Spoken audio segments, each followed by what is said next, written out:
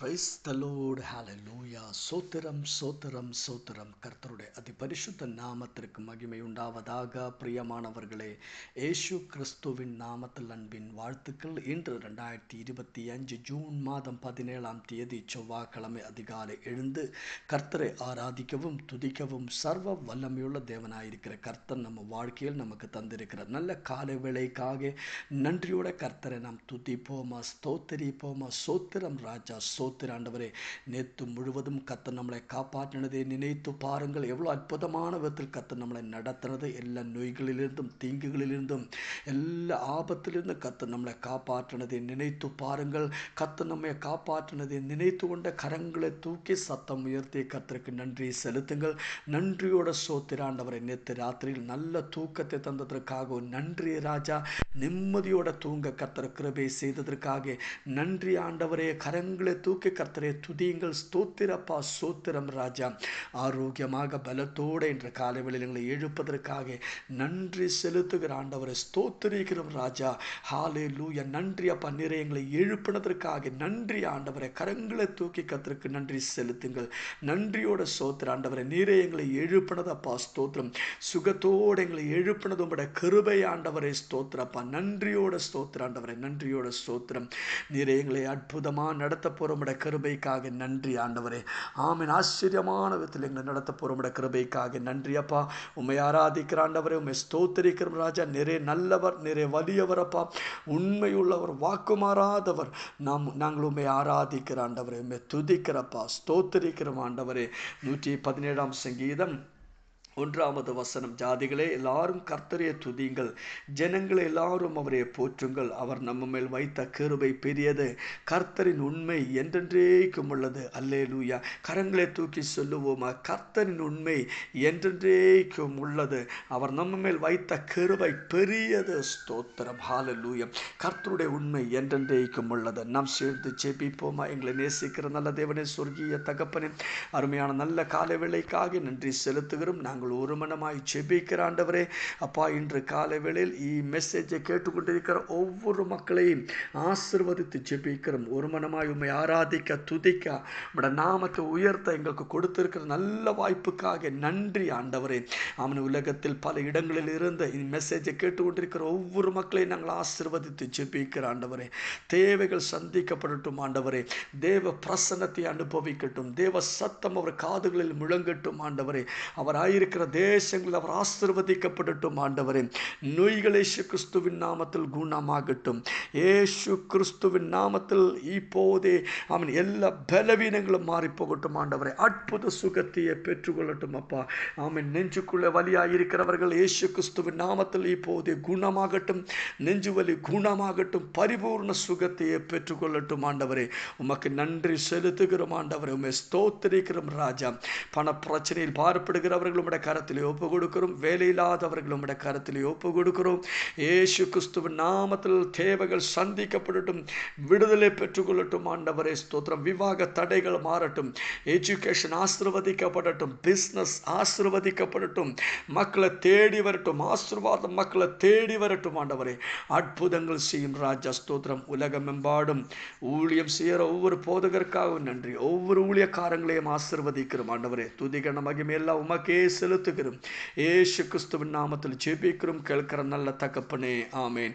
கர்த்தர் நீங்கள் ஒவ்வொருவரையும் அபரிமிதமான விதத்திலே ஆசீர்வதிப்பார். நேற்று ராத்திரியில் நம்ம மீட்டிங்கை கர்த்தர் ஆசீர்வதித்ததற்காக கரங்களை தூக்கி மறுபடியும் கர்த்தருக்கு ஒரு நன்றி செலுத்துவோமா. நன்றியோட சோத்திர ஆண்டவரே. நாளை ராத்திரியில் 9:30 மணிக்கு நமக்கு ஸ்பெஷல் மீட்டிங் உண்டு. ஜெபத்தோடு கூட அந்த மீட்டிங்கில் நீங்கள் கலந்து கொள்ளுங்கள். கர்த்தர் உங்களை ஆசீர்வதிப்பார். கர்த்தர் உங்களை பலப்படுத்துவார். 107ஆம் சங்கீதம் 20வது வசனத்தை நாம் வாசிப்போம். அவர் தமது வசனத்தை அனுப்பி அவர்களை குணமாக்கி அவர்களை அழிவுக்கு தப்புவிக்கிறார். கர்த்தர் நம்மை குணமாக்குற தேவன். ஒரு தேவ பிள்ளையை பொறுத்த வரைக்கும், ரட்சிக்கப்பட்டதான ஒரு தேவ பிள்ளையை பொறுத்த வரைக்கும் அவன் சுகம் என்றது அவன் பிறவிலே கர்த்தர் நாம் ரட்சிக்கப்படும் போதே கர்த்தர் நமக்கு கொடுத்திருக்கிற சுதந்திரம். ஹல்லேலூயா.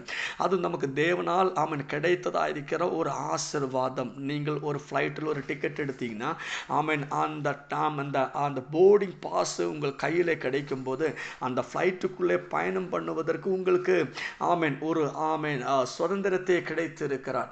You are free to fly there. ஹல்லேலூயா.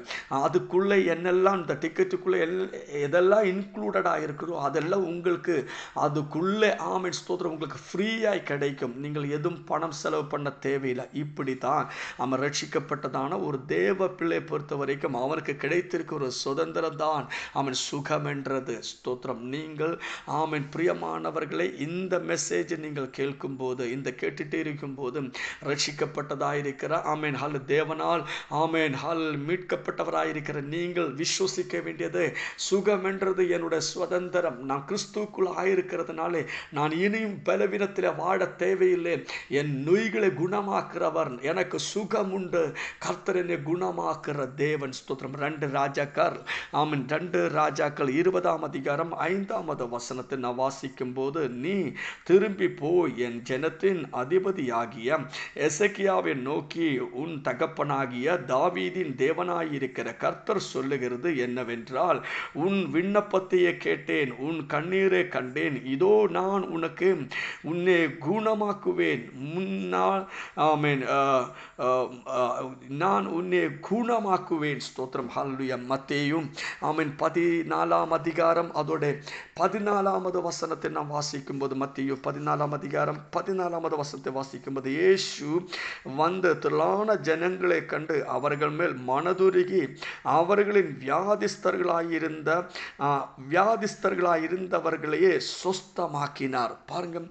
ஆமேன் ஹல்லேலூயா. அதோட 34 36 வரை வாசிக்கும் போது பின்பு அவர்கள் ஆமன் கடலை கடந்து கணேசரத்து நாட்டில் சேர்ந்தார்கள். அவ்விடத்து ஆமன் மனுஷர் அவரையே இன்னார் என்று அறிந்து ஆமன் சுற்றுப்புறம் எங்கும் செய்தி அனுப்பி ஆமன் பிணியாளிகளை எல்லாரையும் அவரிடத்தில் கொண்டு வந்து அவருடைய வஸ்திரத்தின் ஆமன் ஓரத்தை ஆகிலும் அவர்கள் தொடும்படி உத்தரவாக வேண்டும் என்று அவரை வேண்டிக் கொண்டார்கள். தொட்ட யாவரும் சொஸ்தமானார்கள். ஹல்லேலூயா.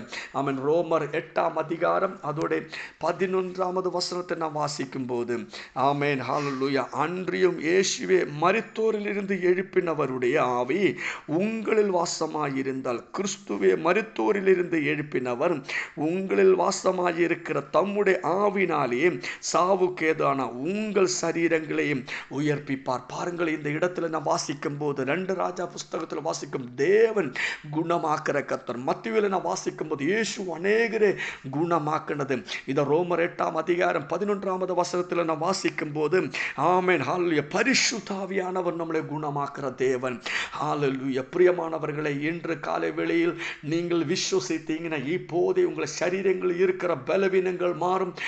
ஆமென். ஆண்டவர் உங்களை குணமாக்கும். ஆமென். தேவன் உங்களை குணமாக்குற தேவன். ஆமென். இயேசு உங்களை குணமாக்குற கர்த்தர்.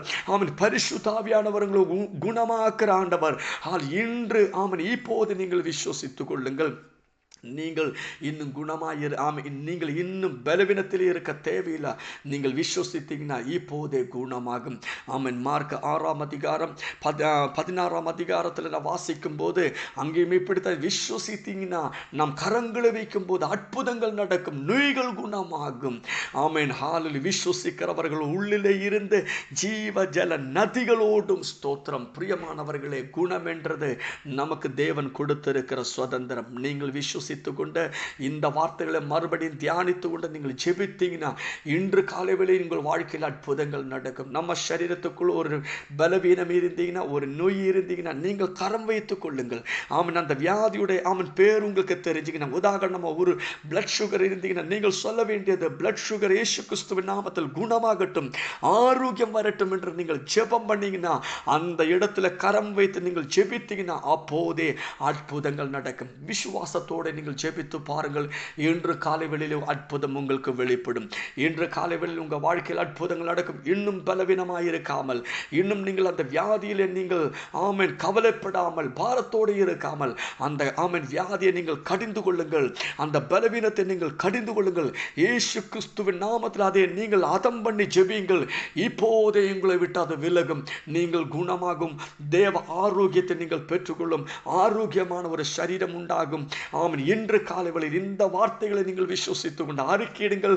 இந்த வார்த்தையில் சொல்லியிருக்கிற ஒவ்வொரு ஆசீர்வாதங்களையும் எனக்கு கொடுக்கப்பட்டது, நான் அதை ஆமென் சுதந்திரித்துக் கொள்கிறேன், நான் அதை ஏற்றுக்கொள்ளுகிறேன். ஆமென். கர்த்தர் உங்களை ஆசீர்வதிப்பார். இயேசு கிறிஸ்துவின் நாமத்தில் வானத்திலே நட்சத்திரங்களைப் போலவும் கடல் கரையில மணலைப் போலவும் கர்த்தர் நம்மை பெருகவே பெருக்க பண்ணுவார். We are blessed. We are really blessed.